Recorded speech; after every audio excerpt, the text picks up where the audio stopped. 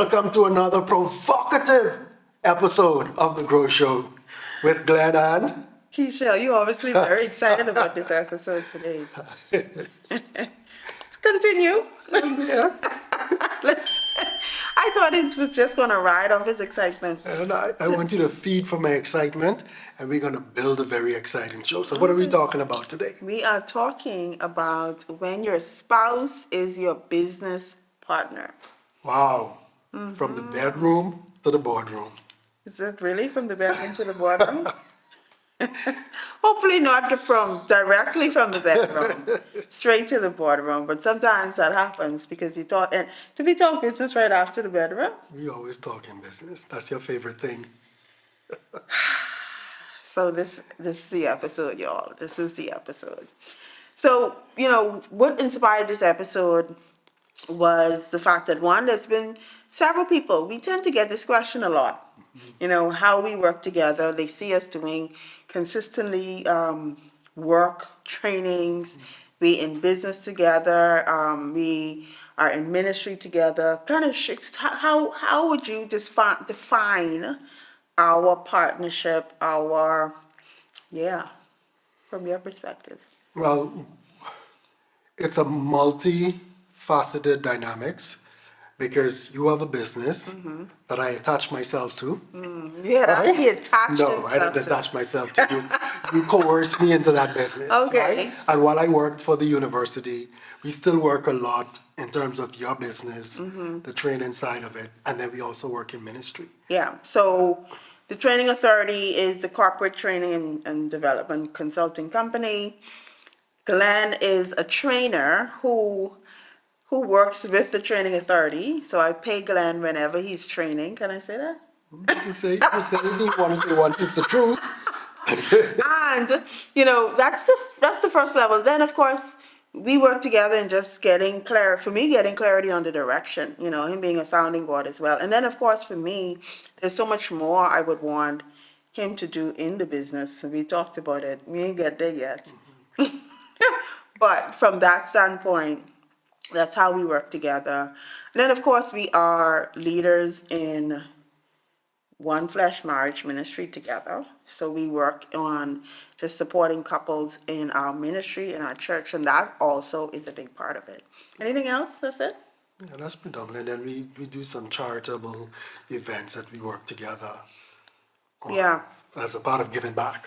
Yeah. Yeah. So that's how we work together. So people always say, okay, they see us producing, they see us training, they see us talking, we do speaking engagements together. So in essence, that's how we work together. We work at home together as well. Now, Glen's supposed to be at work, y'all, like in the University of the Bahamas. My boss is watching this. Oops, okay. But I would say 9 times out of 10, you work from home. Yeah, I work from home because my classes are predominantly in the evenings, and so we spend a lot of time together. Yeah, working together. So However, I think one of the biggest questions people always ask, how do you all do it? Working together, being in each other's face almost 24/7, just being around each other. How does that work? And that's what we need to tell the people. How you drive me crazy 99.9% of the time. Really? Working in business. Tell them.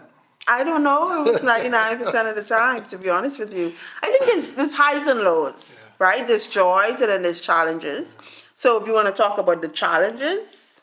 Yeah, we're going to leave the joys and the challenges for another episode. So we just want to talk about what it is that we actually do in terms of business couple. All right? And how does it affect us in terms of our relationship as a married couple and also transcending the business. So you start. You tell me. So for us, like I said, we spend a lot of time together because we work together on the various elements that we talk about. Because we are night and day, I am day and she is night. There's a lot of friction sometimes in getting the finished product done. Yeah, but when the finished product is done, we have a beautiful product. And the finished product, just FYI, again, we do training and development. And so the finished product for us 90% or I would say 100% of the time is some type of workshop or some type of presentation that we're delivering for a corporate client ultimately, or if it's ministry, some type of presentation or workshop that we're leading in ministry. Yeah, yeah. So here's how the preparation goes, right? We have a workshop or we have a session to do. I am more structured. I plan in advance, and I want to make sure all my ducks are lined up in a row by the time I'm waiting for the bus. showtime. On the other side, my partner, who shall remain nameless in this conversation, works better under pressure, has more to be up against, and sometimes could be at the last minute. And so we have this dynamics, like, I don't want to wait till the last minute.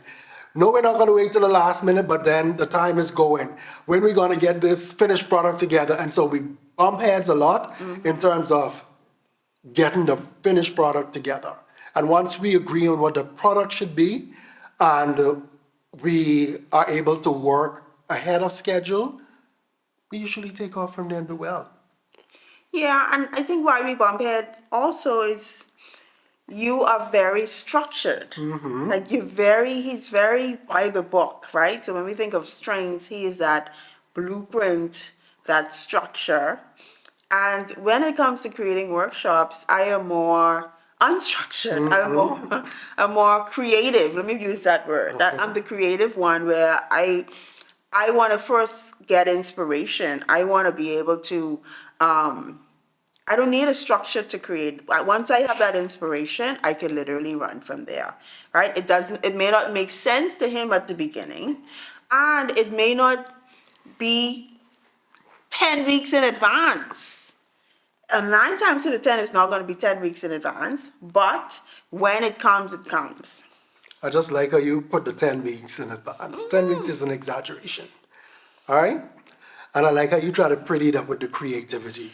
It is creativity. But what I would always say to you, if you're working with me, all right, it make more sense for you to conform to my structure than for me to conform to your, Lord, I don't want to say unstructured, right? I was about to say chaos, but no, it ain't chaos, unstructured. It's not chaos. And so you could imagine me, who's not used to working under extensive pressure, having to prepare something the morning off to go and present. I'm not doing my best work. And see, again, it goes back to, I guess, experience, right? So for me, I've been in the industry for a long time. In my head, I already have certain things laid out. Now, he doesn't know what's in my head, but I have a structure.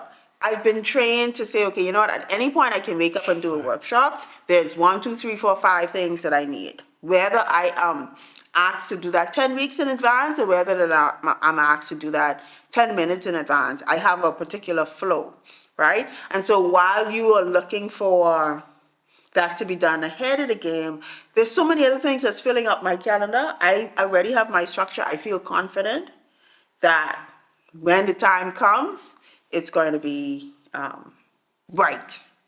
Now, of course, I could do that by myself, though. I just like how you telling on yourself, so I could do that by myself. I could do that by myself. When we're working together, that doesn't always go that easily and doesn't flow that easily. So you answer the question. It works if you're working by yourself with that, because you know what's in your head, you know your time pressures, and you know how you're gonna deliver.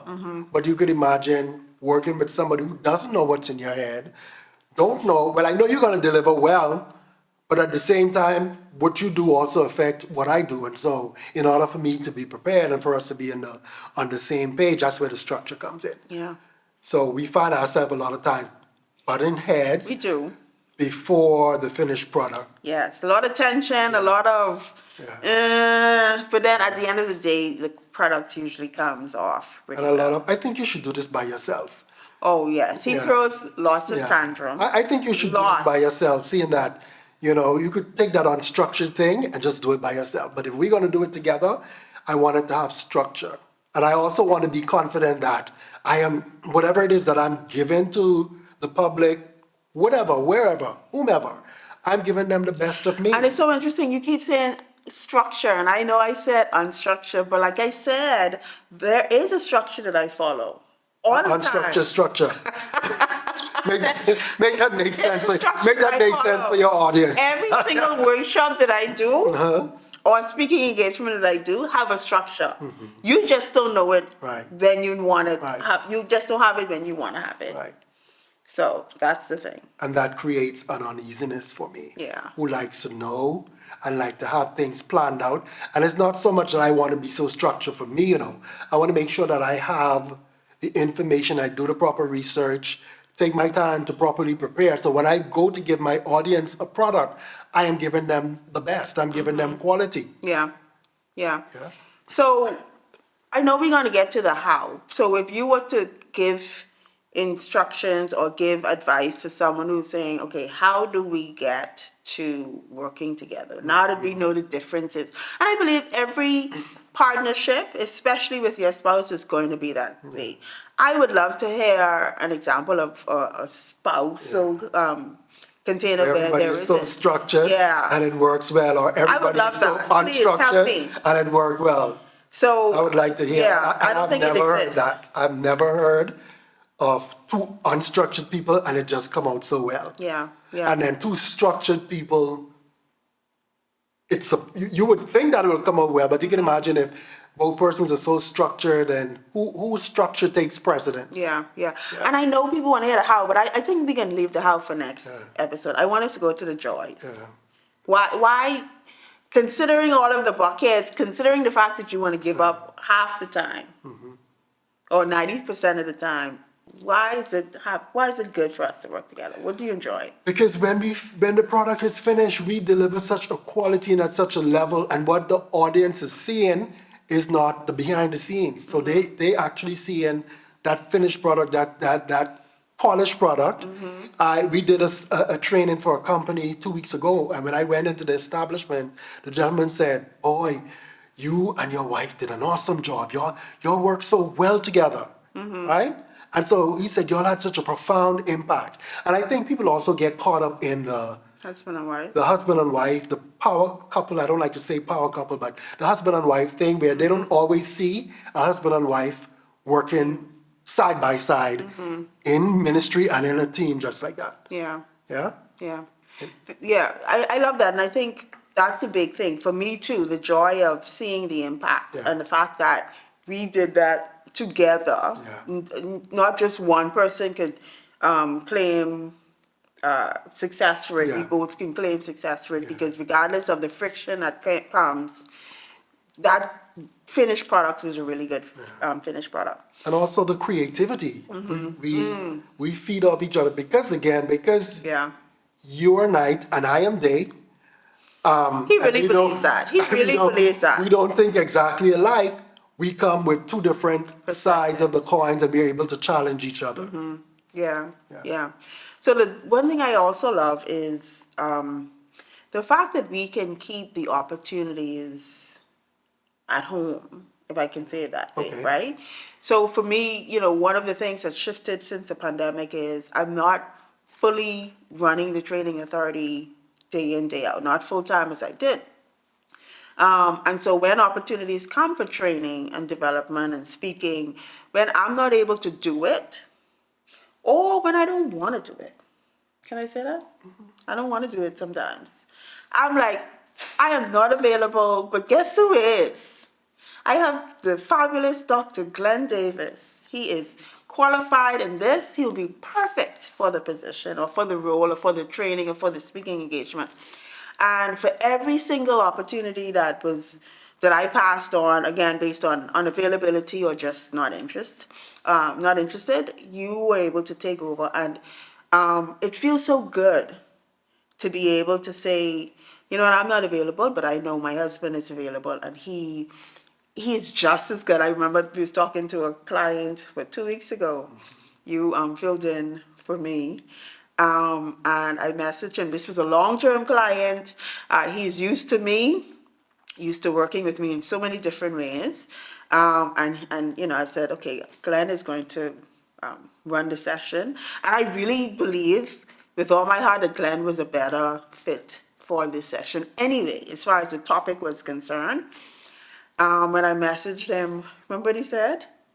He said, So he said, I trained you well. after the session. After the session. Yeah. And it felt good. It was funny. Of course, it did something to my ego. I'm like, okay, good. But no, the point was, it felt good to be able to say, you know what, I'm not available, and I know someone like who I can trust, who lives with me, who's my partner, that can deliver on the level that I would love to deliver, that my clients are used to getting, and we are in the same household. That feels good. And to be able to uphold a brand, because you have a brand, you have a certain standard, and so to be able to fit in the brand and to fit in the standard. Yeah. So that should be comforting as well. Yeah. So with the time we have left, what is the first thing that we should give the clients? Or not should give clients, but we should, people who want to go into business with their spouse. What is number one? So if you're working with your spouse or wanting to work with your spouse, I would say one of the first things to do is to believe. Sit down and talk about some of the goals and the vision and what it is that you want and where you'd see yourself. And so I would start with that. Yeah. Yeah. And what do they believe in though? Like believe it. These are people who want to go into business with their spouse, or even maybe in business with their spouse or partnership, and it's not working the way Yeah, they need to. a mixture of both. Yeah. I would say you want to, first of all, what are the beliefs? What are the goals that you have for the business and for working together for the future? What are the goals that you have for the family, and also what are the goals that you have for yourself? Because sometimes the goals that you have for yourself may not align with the business, or the goals for the business or the direction of the business may not be in alignment with your personal goals, and you want to also be able to be your individual self, because you don't want to be, because you're already working together with each other, living together, everything is together. You don't want to be so consumed that there is no separation of church and state. Like you just don't have no time for nothing else, because it's always work, business, and everything just intertwined in one. And so when I'm mad with you as Keshelle the wife, I'm also mad with Keshelle the business partner. Yeah. Yeah? That's a challenge, I think, that we haven't even talked about, Yeah. right? So it's, you can't, I would say you can't. Difficult to separate. It's hard to separate. Because if you ain't talking to me from the bedroom, when I get to the boardroom, how you just switch into Yeah. the boss and just start, you know what I'm saying? So it's kind of difficult to do that. So it's really challenging working together when you are a couple, because a lot of the times there is a spillover effect. And how do you manage that spillover? That if we're dealing with something that is strictly related to the marriage, you should be able to walk in the boardroom, because if you were at somebody else's job, you would have to walk in that person's job and perform as a professional. And so Yeah, it does, I get it. it's It not makes sense. easy, but that's Yeah. I don't know if we're there 100% yet, because when I'm mad with you, I'm mad with you. oh no. I go and I put on a show, and when I come back home, No, I I mean with us. in terms of, You know, if I'm mad with you as it relates to a business or if I'm mad with you at home, how does that spill over, or how do we manage that as it relates to the business and ministry? well, for me, if I have a commitment already, I'm going to honor that commitment, whether or not, Yeah. you know. Yeah. But if there is no commitment, I may be petty enough to say, well, you know what, I don't want to do anything this, I don't want to take on that engagement, or I'm busy. Yeah. Yeah, so sometimes the pettiness could come in there, and so it's really difficult to Yeah. manage. We have to think about the bigger picture, the goal of what it is that you're trying to achieve. And it goes back to the point of, what do you believe? What do you believe? Do you believe that in our case, I know we had talked about it in another episode, we believe that our marriage has a purpose. Yes. And sometimes we have to put our petty issues aside for a purpose. Yeah. I know when we've done that very well, Yeah. where we're mad at each other and we needed to record for the Grow Show, and we were like, okay, we got to get this done. And then I also know when we did it, we didn't do it very well. Well, we were mad and we were like, look, we ain't doing nothing together. Yeah. So I think it's a balance. Yeah, because if it's not like last week or week before, it was not coming together. No. And I'm like, you know what, no, I'm not going to waste the person who's recording their time. I'm not going to waste our audience's time because the product is not at the level Yeah. to be able to have a profound impact. Because we're here not to put on a show and not to show off Keshelle and Glen. For me, I think this is ministry to be able to speak on behalf of marriage, speak on behalf of business. And so if we're not going to be doing it well, that show is not going to be recorded. Yeah. Because I'm not just going to record for recording's sake. I want to record to have that impact to help to build somebody Yeah, else. yeah. And I love that. So again, when we think of how do we do this, we first have to believe in what we are doing, believe in ourselves as persons who show up with strengths and with purpose, believe in our goals, believe in our marriage, and Believe in the purpose. and believe in and so being able to have that clear belief in what we're doing, why we're doing, how we're doing, even when it gets rough, even when times when it doesn't flow the way we want it, that belief is still the guiding light for us. That's step number one, y'all. Sounds good. Listen. So we'll spill more tea. Let's look at what's coming up in the next episode. I think we're going to continue this conversation. I think we should continue it in the next So if you're episode. watching, you have to come back and listen to episode 10, next episode, so we can continue sharing how to work with our partner. From the bedroom to the boardroom. All right, see you next time. Take care.